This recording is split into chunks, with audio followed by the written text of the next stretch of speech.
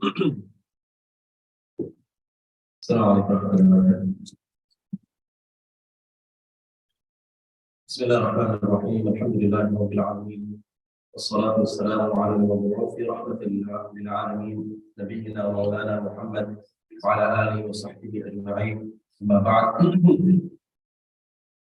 Respected friends and elders, the reality of this life is that we live in a very selfish world. And oftentimes we hear the sentiment that you have to look after yourself, you need to look after yourself because no one else will do that. And these are the things that we hear constantly, and we become accustomed to hearing this.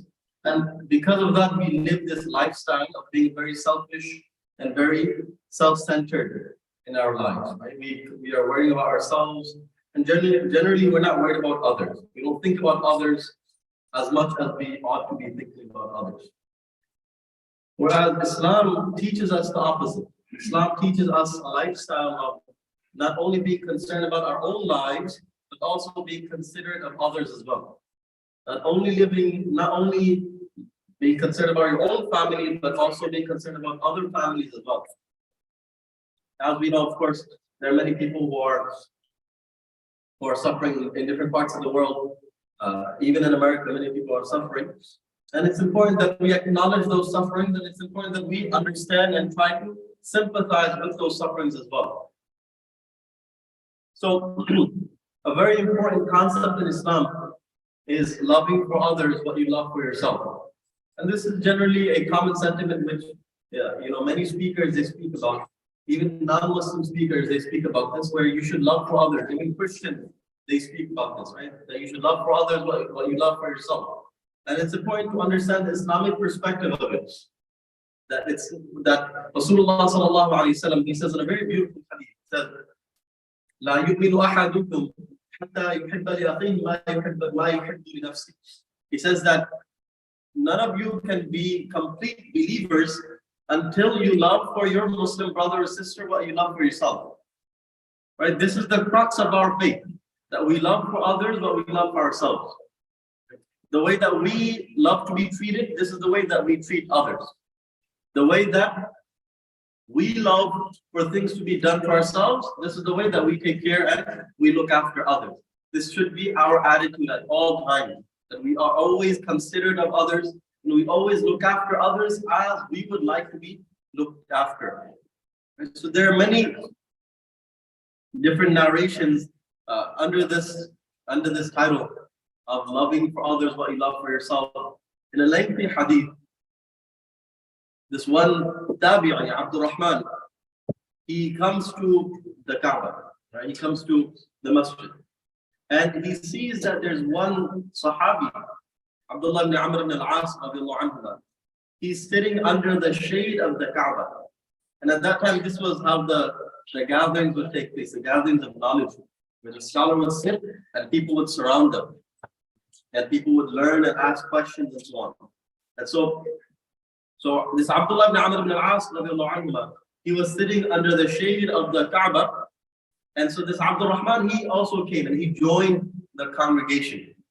And when he sat there, Abdullah ibn Amr ibn al-As, he said that he's relating an incident which happened at the time of the Prophet ﷺ. He says that one time we were traveling with the Prophet ﷺ, and we all settled down in one place.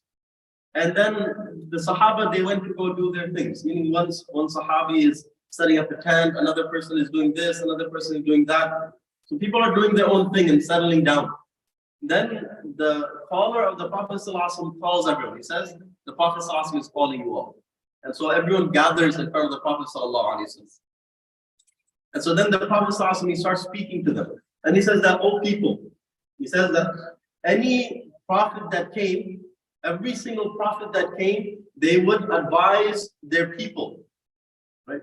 Anything good that was for the Ummah, they would advise the Ummah. Anything bad that was going to happen to the Ummah, he would also advise them regarding that as well. He said, إِنَّهُ لَمْ يَكُنْ نَبِيٌّ قَبْلِي إِلَّا كَانَ حَقًّا عَلَيْهِ أَن يَدُلَّ أُمَّتَهُ عَلَى خَيْرٍ مَا يَعْلَمُهُ لَهُ. He says that any prophet that came, it was a right on him to guide his people towards what he knew. Right? So he says, وَيُنذِرَهُمْ شَرَّ مَا يَعْلَمُ لَهُمْ, and he would warn them of the evil of what he knew for them. So whichever prophet came, that prophet would give them glad tidings and tell them what to do. At the same time, warn them of any possible evil that may approach them as well. And then the Prophet ﷺ, he goes on and he mentions a few things. And he speaks about some of the trials and tribulations that would come to this woman. He speaks about some political things as well.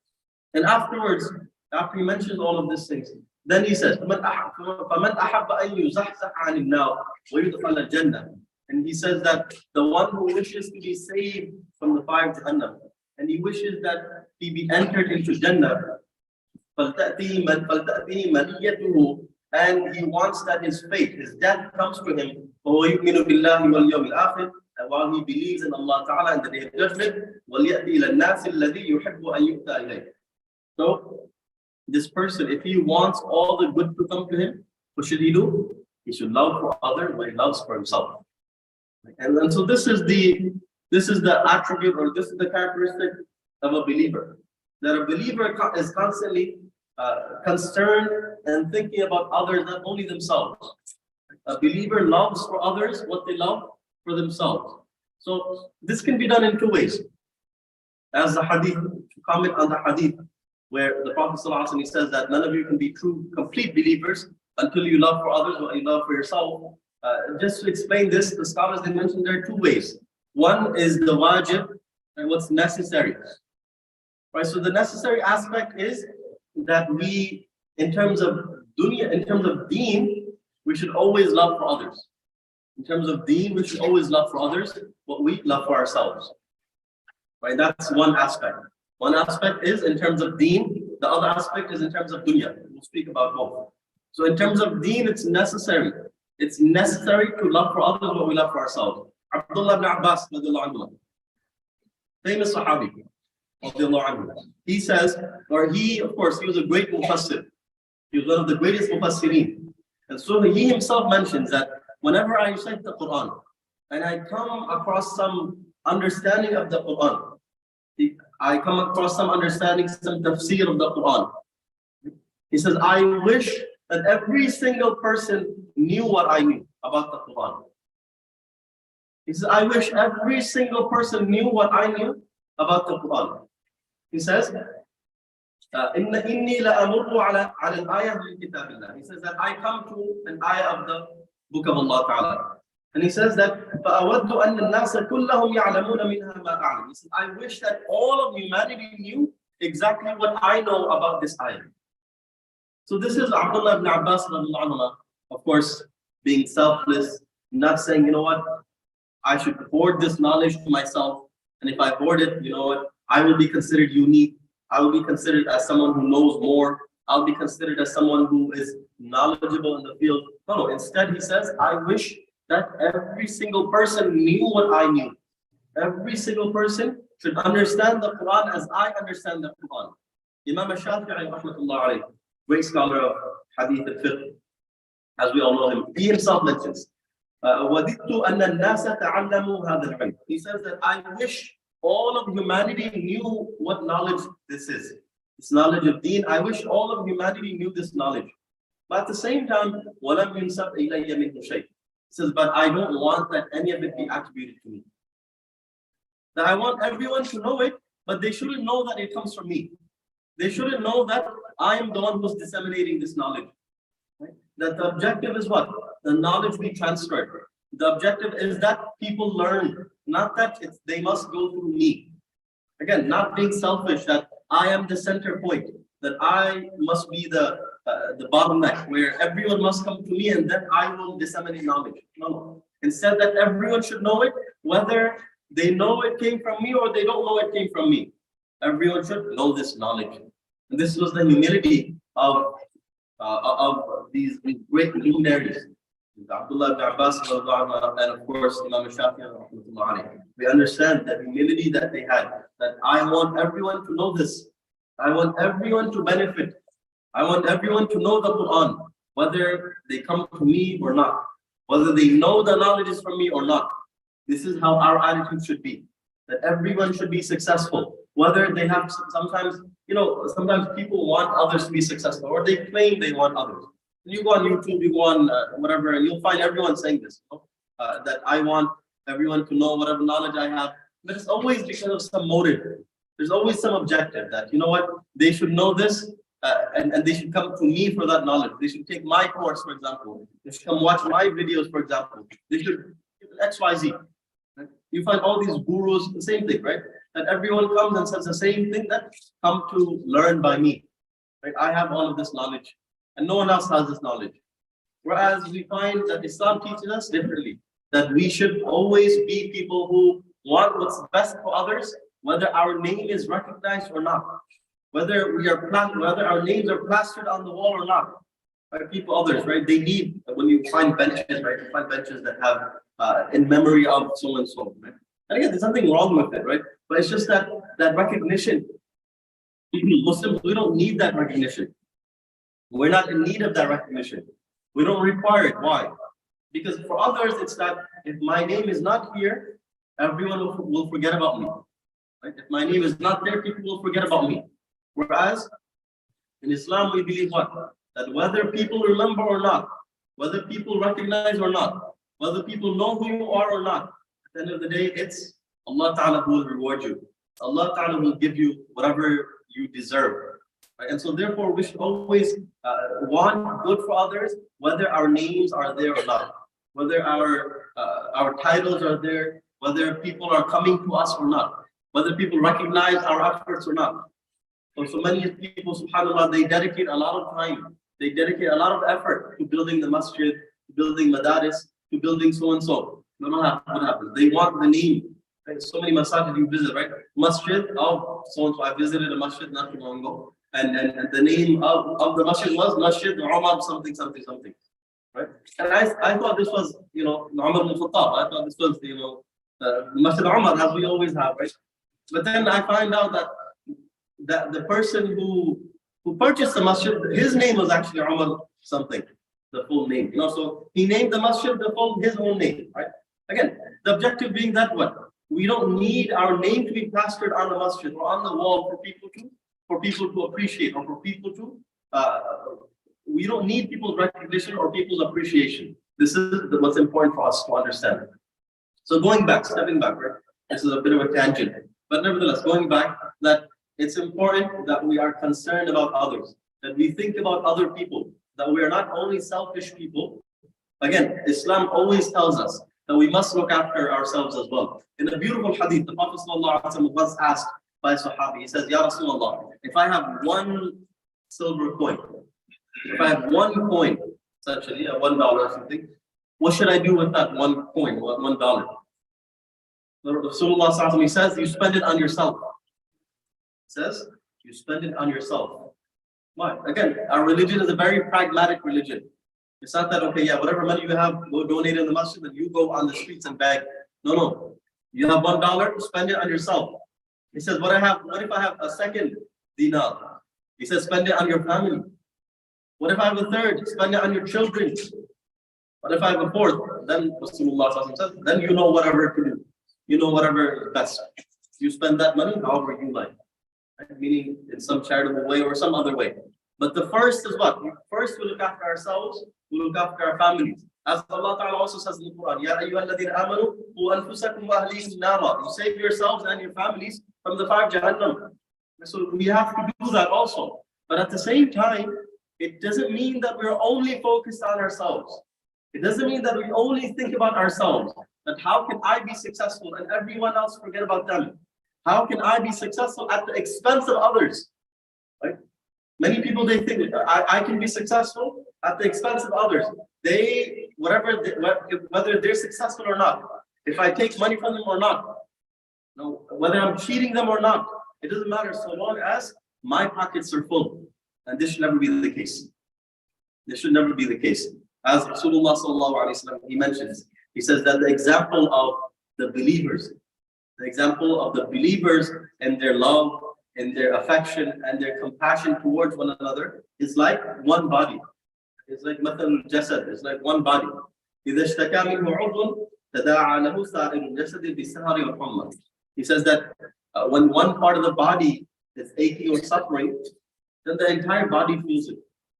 Similarly, when Muslims are suffering, when others are suffering, every single one of us should feel that suffering.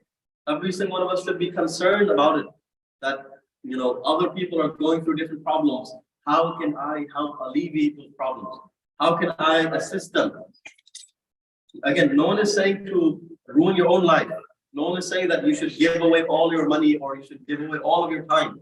No. Without harming yourself and your family, how can you assist others? How can I make sure that others are also taken care of? How can I make sure that others are also not suffering? If someone is going through a problem, I should try to be a means or a solution. And I should help find a solution for these people. Someone tells me, someone confides in me that, I've been facing this issue. And of course, we shouldn't force ourselves into their lives. But at the same time, if someone is going through an issue and they have confided in you, they brought their problems to you, you should try to solve it. You should try to help them resolve that issue. Whatever problem it may be. Someone comes to you, I'm having trouble with my visa, I'm having trouble with my job, I'm having trouble with XYZ. We should try to assist them in whichever way possible, whatever capacity we have. But what happens? Many of us, we can't be bothered. Unfortunately, we can't be bothered. I can only think about myself. And so if someone else is struggling, that's between them. They have to worry about that. No. That should not be the case. That should not be our attitude. That we are only concerned about ourselves. If others are, suffering, if others are going through problems, we don't care about them. No. And unfortunately, nowadays, because we have access to so much information, we find out information about so many different people's suffering. We find out about others. Some people they're sick. Some people they're passing away, and then it just becomes a statistic that this many people are just passing away. This many people are sick. This many people are XYZ. They've lost their homes and so on. And we read it, we move on. It just becomes a news bulletin that I've read it. Okay, next. What's next? So this should not be the case. Instead, when we hear about something, for example, we hear about Turkey, we hear about Syria, we hear about Palestine, things are happening, people are suffering there. How can I help? What can I do to change one person's life? What can I do to assist, even if it's one person? You see someone stuck on the side of the road. Instead of, what happens? There's an accident, everyone is, what's happening? Some people, they pull out their phones, or let's record this also. Why? We become so happy or we become so ecstatic to record the misfortunes of others. Instead, we should think, how can I help? Do these people need assistance? Should I stop? If someone is stuck by the road, should I stop and see what they need? Of course, make sure it's, make sure you're also safe. Right? But at the same time, you should also be concerned about others. So going back, right? Muslims are people who are considerate. We love for others what we love for ourselves. And so the first type of compassion, or the first type, is the necessary component. That it's necessary for us in terms of deen, especially in terms of our religion. Sometimes we see our family members, our friends, close friends, not praying salah. And we think, lakum deenukum waliya deen. You do whatever you do, I'm doing whatever I'm doing. So we're going to go pray, but you do whatever you want. No, but we should be concerned about them. Why is my friend not praying? Why is my wife not praying? Why are my kids not praying? Why is my relative not praying? Why are they not fulfilling the basic requirements of Islam? Now, what can I do to change that? Does that mean that you bother them? No. In a respectful, loving manner, you should talk to them. Maybe you should consider praying. Anything, what's preventing you from praying? Let's go to the masjid. I'll pick you up. Let's go together to the masjid. So on, like this. It's necessary for us to be concerned about others. That others are suffering in terms of their religion. I should try to help. People are not, praying their salah. People are not doing XYZ. People are not fasting. They're not fulfilling their basic requirements. I should help them. When we see people, what do? We judge. Oh, this person, this lady, she's not wearing the hijab. Oh, look at this guy, his satar is exposed, and so on and so forth. This is how we think. That they're not doing what's right. and I'm perfectly fine, so they're gonna have to face Allah Ta'ala and they'll go to Jahannam. And that's what we're thinking. That, you know what, let them go to Jahannam, we are fine on our high horse. We're perfectly fine, and so we're not worried about others. No, that should not be the case. Instead, if it's someone who you know will listen to you, you should speak to them. And the scholars they mentioned, I believe it was also a quote of Imam Shafi, I don't have it on the top of my head, but he says that you should advise me in secret. You should advise me in secret, because if you advise me in public, I cannot guarantee that you have what's best for me in your mind. Often what happens is we love advising people in public. Love it. Advising people on a public platform, making huge comments, and you know, in public there's a gathering, oh, but you didn't do this, or I saw you doing this, or whatever else. In public, we love exposing people.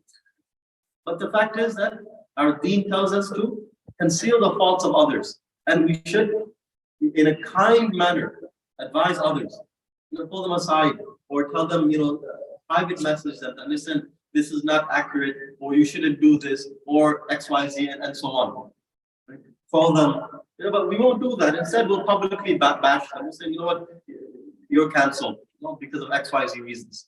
Instead, no, we should not do this. Instead, going back, we should love for others what we love for ourselves. So we should speak to people kindly. When we want people to speak to us nicely, yes? We all want people that they should speak to us respectfully. When they speak to us, they should speak to us with dignity, with respect, with honor. Similarly, when we speak to others, we should also speak with dignity, with honor, with respect. We should not criticize others. We should not make fun of others. We should not do things that others would not appreciate. We should not do things that we would not appreciate for others to do to us. Right? So anyway, the first is in terms of our religion. In terms of our religion, it's necessary for us to assist. Amr bil ma'ruf wa nahy 'anil munkar, that we command towards good and we prohibit from evil. If we see something evil, something bad happening, we should stop it. Someone is backbiting someone else in front of us, we should stop and say, listen, let's not talk about this brother. Let's not talk about this sister like this. We wouldn't want others to speak about us, yes? So similarly, we shouldn't speak about others. This is the mentality that you and we need to have. That I should not treat others the way that I would not like to be treated. So I need to get to the second point. Second point is in terms of dunya. Right, so as I mentioned in the beginning also, many people are suffering. Whether it's in different countries, even in our own country, so many people are suffering. When we hear about other people's suffering, we should be concerned. That as Allah Ta'ala says, لَن تَنَالُوا الْبِرَّ حَتَّى تُنْفِقُوا مِمَّا تُحِبُّونَ, that you will not achieve that righteousness until you spend from that which you love.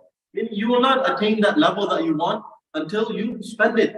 Spend some money, take care of others, do what you would like. Imagine if you were in their situation.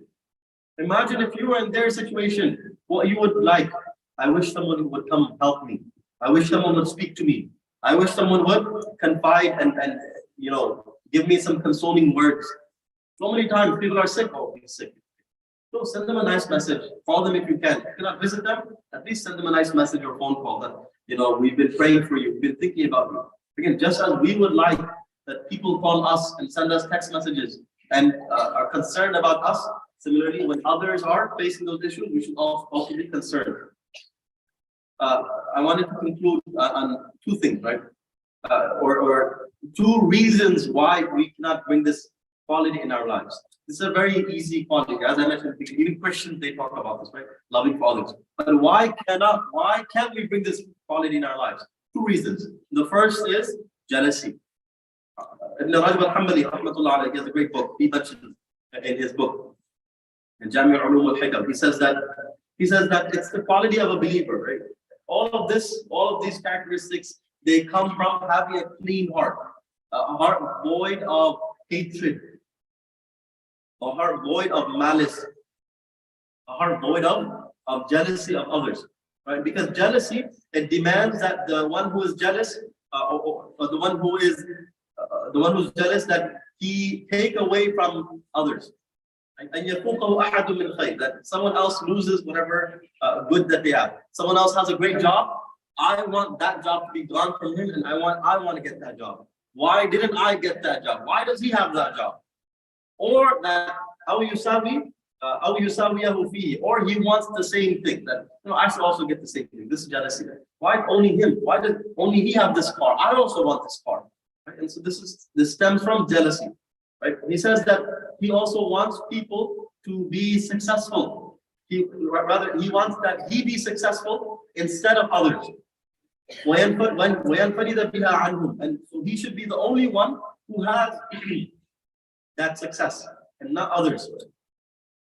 وَالْإِيمَانُ يَقْتَضِي خِلَافَ ذَلِكَ. Ibn Rajab, he says that Iman dictates the opposite. Iman says that no, everyone should have.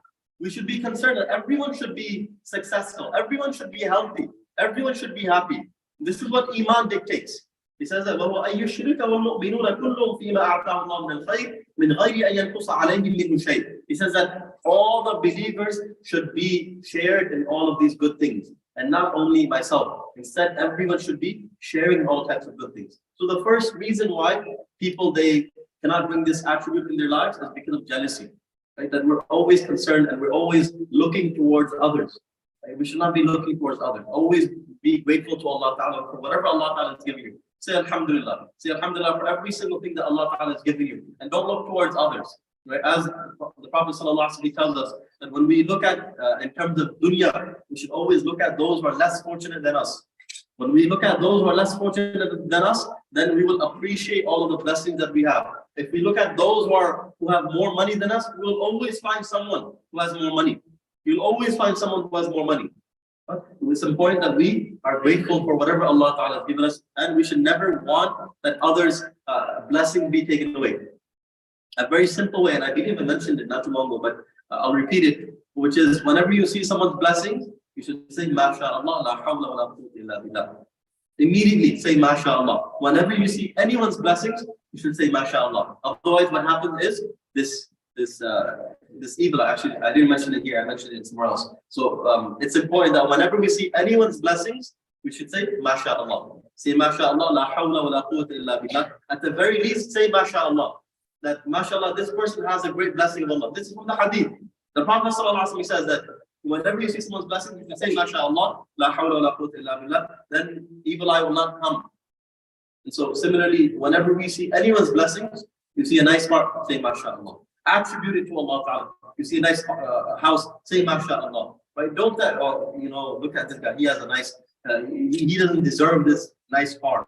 He doesn't deserve this nice house, and so on and so forth. We should not think like this. The first reason why people cannot bring this quality in our lives is because of jealousy. Second reason is because of pride. Because of pride. Allah Ta'ala says in the Quran, تِلْكَ الدَّارُ الْآخِرَةُ نَجْعَلُهَا لِلَّذِينَ لَا يُرِيدُونَ عُلُوًّا فِي الْأَرْضِ وَلَا فَسَادًا وَالْعَاقِبَةُ لِلْمُتَّقِينَ. He says that this is the world of the Akhirah. This is the life of the Akhirah. We give it to those people who don't want, they don't want that high status in this dunya. They don't want that level in this dunya. They're worried about the Akhirah. They're not worried about this dunya. لَا يُرِيدُونَ عُلُوًّا فِي الْأَرْضِ. They don't want this high status. Instead, they want the high status in the Akhirah. وَلَا فَسَادًا. They don't want fasad. They don't want corruption. Instead, they want everyone should be safe. Everyone should be in a good situation. Right? And the hadith of Rasulullah sallallahu alaihi wasallam, that the one who humbles themselves for Allah Ta'ala, Allah Ta'ala will raise those people. Right? At the same time, and the one who shows pride, the one who has takabbur, Allah Ta'ala will degrade those people. The one who has pride, Allah Ta'ala will degrade those people.